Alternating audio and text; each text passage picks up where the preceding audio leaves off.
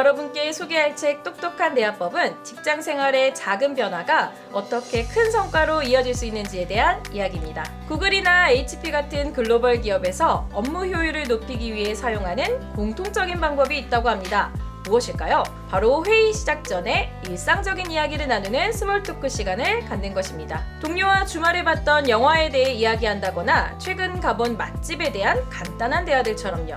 이런 스몰 토크는 업무 시작 전 긴장을 풀어주고 서로에 대한 이해가 더해져 창의적인 아이디어가 오가는 업무 환경을 만들 수 있기 때문이죠. 스몰 토크라는 평범하고 이 작은 대화가 우리 팀의 분위기를 살리고 업무 효율을 높이는 긍정적인 효과를 줄 수 있습니다.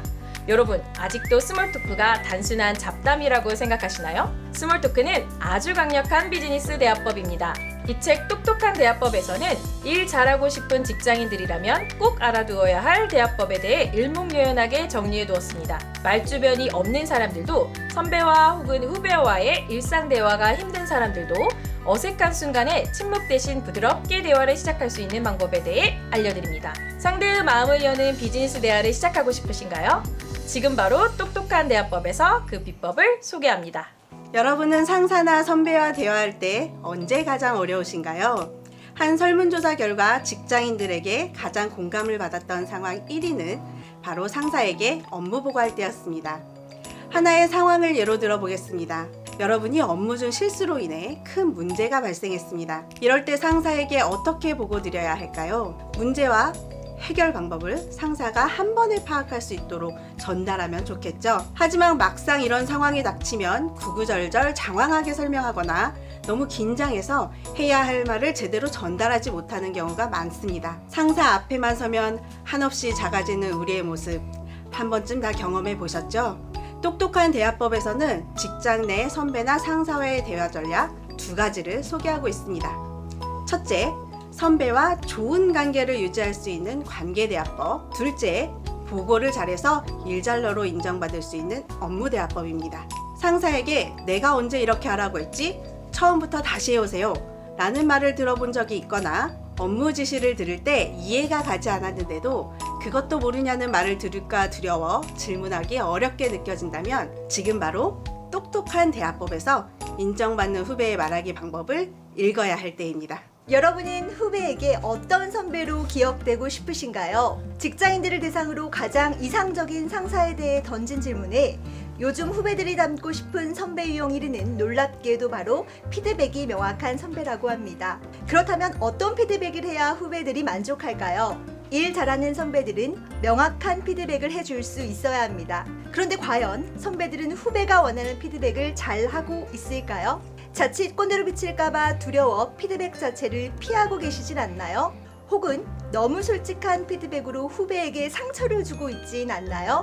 많은 기업들이 피드백 중심의 성과 평가제를 도입하고 있는 이 시점에 경험을 존중받는 선배가 되기 위한 직장 대화법을 제시합니다. 요즘 BTS가 직장에서도 대세라죠? 3단계 BTS 업무지시법과 4단계 좋은 선배 피드백 방법이 궁금하시다면 따끈따끈한 화제의 신간 똑똑한 대화법에서 확인하세요. 여러분, 일주일에 회의를 몇 번 정도 하십니까? 혹시 매일 하시지 않나요? 진짜 문제는 회의를 몇 번 하느냐가 아니라 한 번을 하더라도 제대로 하느냐입니다. 한 일간지에서 직장인들의 회의 현황에 대해서 설문조사를 했는데요. 무려 69%가 불만족스러운 회의를 경험한 적이 있다고 합니다.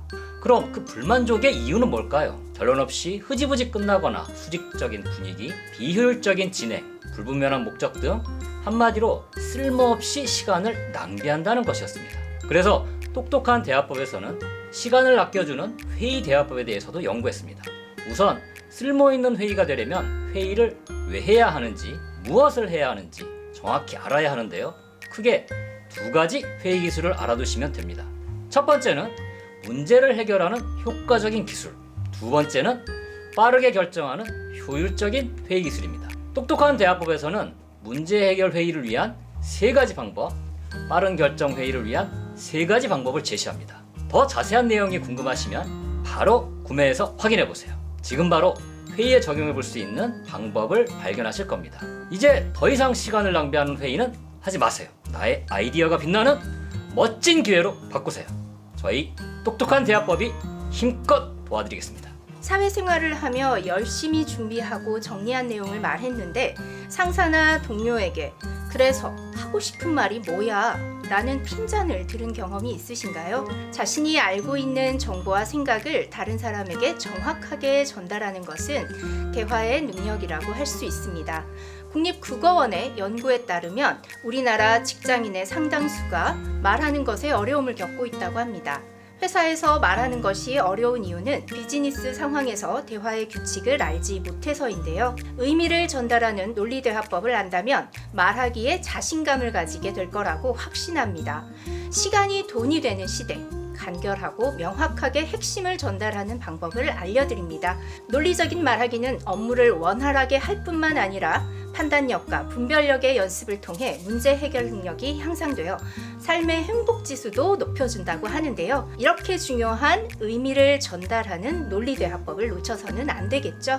똑똑한 대화법에서는 논리적인 대화를 위한 두 가지 핵심 기술, PAT와 로직 기법을 통해 논리적으로 말하는 습관을 기를 수 있도록 도와드립니다. 비즈니스 상황에서 상대방보다 우위에 서기 위해 반드시 갖추어야 할 무기, 논리대화법이 궁금하시다면 지금 똑똑한 대화법을 읽어볼 때입니다. 미래학자인 다니엘 핑크는 현대는 공감을 이끌어내는 사람들의 시대라고 했는데요. 이는 우리가 모든 것을 판단하고 마지막 결정을 내릴 때 결정적인 도움을 주는 것이 바로 감성이라는 것을 의미합니다. 비즈니스 현장에선 예측할 수 없는 변수가 많이 발생하죠. 협상 테이블에서 상대가 손가락으로 책상을 두드린다거나 어느 순간부터 의자를 뒤로 뺀다거나 몸의 자세가 바뀔 때가 있습니다. 오랫동안 많은 시간을 들여 준비해온 성과가 날아가는 신호일 수도 있는데요. 이때 비언어를 알아차릴 수 있다면 이에 대비할 수 있겠죠. 이처럼 비즈니스 세계에선 감성 대화, 그 중에서도 비언어를 잘 이해하고 활용한다는 것이 상대의 신뢰를 얻어 협상과 계약 등에서 성공률을 높이고 상대의 비언어를 통해 주도권을 잡을 수 있는 키가 되기도 합니다. 반대로 여러분에게 매우 중요한 순간 의도하지 않은 비언어의 실수로 일이 잘못되기도 합니다. 때때로 대화가 어색해지거나 제대로 전달하고자 하는 감정이 상대에게 잘 전달되지 않아 난감했던 경험 한 번씩은 모두 있으실 텐데요. 이런 상황을 해결하고 더 나은 대화를 위한 실용서가 바로 똑똑한 대화법입니다. 여러분도 일상에서 이미 자연스럽게 활용하고 계실 텐데요. 이처럼 조직에서 실력도 눈치도 모두 갖춘 일잘러들의 인간관계와 소통의 비법이 무엇인지 좀 더 알고 싶다면 이 책이 도움이 될 거라 확신합니다. 여러분이 상대방과의 원활한 대화를 통해 감정을 교류하고 상대방과 더 깊게 소통하는 방법을 배울 수 있기를 바랍니다. 직장 내 소통 문제, 아직도 조직 탓, 남 탓하시나요? 소통 문제로 나 혼자 상처받고 스트레스 받지 않으려면 조직 탓, 남 탓은 이제 그만! 똑똑한 대화법을 통해 상황적 맥락, 상대적 대화 성향을 이해하는 인간적인 대화를 시작해보세요. 직장 내 불편한 대화 상황에서 스스로를 해방시킬 수 있습니다. 쉬운 이해를 위해 몇 가지 직장에서의 상황을 상상해볼까요? 상사가 높은 톤의 목소리로 빠르게 말하며 신속한 선택 및 결정을 압박하는 상황. 후임이 업무 보고를 지나치게 길게, 심지어는 했던 말을 반복하는 상황. 동료가 자꾸 내 말을 중간에 톡톡 끊는 상황. 상상만 해도 답답하고 불편하시죠? 심지어는 상대방이 나를 무시하나? 나를 싫어하나? 와 같은 오해를 하실 수도 있습니다. 만약 똑똑한 대화법을 활용하신다면 이와 같은 상황에서 더 이상 스트레스 받거나 오해하지 않고 성과 창출과 관계 유지에 도움이 되는 상대적 대화 성향에 따른 상황별 대화법을 구사하실 수 있습니다. 8가지 유형인 주장형과 침묵형, 설명형과 요약형, 업무형과 관계형, 계획형과 변화형의 상황별 센스 있는 대화법이 궁금하시다면 지금 바로 똑똑한 대화법을 손에 넣으세요. 여러분, 밀당 잘하시나요? 직장에선 어떠세요? 성과와 관계, 이 두 가지를 다 가지려면 밀당도 필수입니다. 그럼 직장에서 밀고 당기는 대화, 이 심리전이 중요한 이유는 무엇일까요? 직장에서는요, 아이러니하게도 너무 쉽게 도와주면 호구되고 그렇다고 안 도와주면 깍쟁이 되기 딱 십상이죠. 도대체 어디에 어떻게 맞춰야 할까요? 뿐만 아니라 직장 안에서 성과를 잘 내기 위해서는 인적 자원, 물적 자원, 정보 등 다양한 자원이 필요하실 겁니다. 화제의 신간 똑똑한 대화법에서는요, 그 자원을 만들어갈 수 있는 전략을 제시합니다. 이왕이면 동료에게 선택권을 주는 기술을 활용해 보시면 좋겠고요. 양보하는 것도 약간의 기술이 더해지면 훨씬 더 빛난다는 거 알고 계신가요? 성과와 관계, 이 두 마리 토끼를 다 잡을 수 있는 일잘러의 직장 소통법. 똑똑한 대화법에서는 비즈니스 현장에서 조직과 개인이 상생할 수 있는 윈윈 전략을 제시합니다. 지금 바로 똑똑한 대화법에서 만나보시죠. 요즘 직장인들 사이에서는 대화 기술이 중요한 말하기 능력으로 꼽히고 있는데요. 이 대화 기술이 좋으면 업무에 있어서도 탁월하다고 여기는 사람들이 많습니다. 그 중에서도 지혜롭게 잘 거절하는 거절 언어에 대한 관심이 높습니다. 직장 생활을 하다 보면 난처한 부탁이나 어쩔 수 없는 이유 때문에 거절할 수밖에 없는 순간들이 반드시 찾아옵니다. 이때 동료와의 관계를 해치지 않으면서도 현명하게 선을 그을 수 있어야 하는데요. 우리가 먼저 해야 할 건 바로 마음가짐을 새롭게 하는 겁니다. 선을 긋는다고 해서 잘못된 건 아닙니다. 나 자신을 돌보지 않고 상대방의 부탁이나 평가에만 흔들린다면 그건 장기적으로 좋은 관계가 될 수 없습니다. 오히려 꼭 필요한 순간에 올바르게 선을 긋는 것이 더 건강한 관계를 만듭니다. 직장에서의 모든 대화가 중요하겠지만 특히나 선긋기에 있어서 말은 더 신중해야 하는데요. 건강한 관계 속에서 현명하게 선을 그을 수 있는 대화 방법들, 똑똑한 대화법에서 확인할 수 있습니다.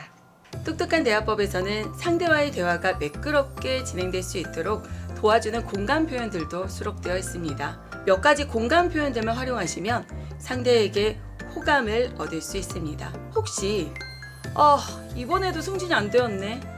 난 도대체 왜 이렇게 운이 없을까? 라고 이야기하는 동료에게 맞아, 진짜 너는 운이 없는 것 같아 라고 표현하셨다면 상대에게 잘못된 공감을 하고 계신 겁니다. 비즈니스 대화에서 중요한 역량 중에 하나가 바로 공감입니다.